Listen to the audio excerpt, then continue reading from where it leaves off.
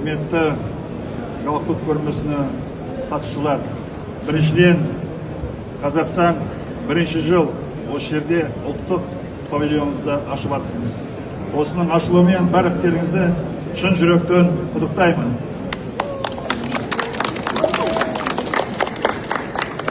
Бұл көрме Қазақстан үшін өте маңызды. Өйткені бұл жерде әлемнің ең ірі көрмесі өтіп жатыр. 190 мемлекет осының ішінде қатысып жатыр. Мыңнан астам компаниялар келіп осының ішінде жүр. Сондықтан Қазақстан өзінің экспорттық нарығын кеңейту үшін осындай павильонды біз ашып, халыққа көрсету керек.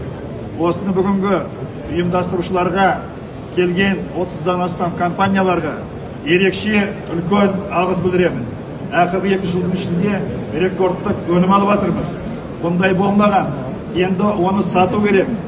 Осы павильонның ішінде Қазақстанның шыққан өнімдерін бүкіл халық келіп көріп жатыр. Қазақстанның өнімімен танысу керек. Қандай дәмді, қандай тәтті, қандай берекелі қолмен жасалған. Сондықтан барлықтарыңызға алғыс, рахмет айтамын. Қазақстан жасасын! Амин!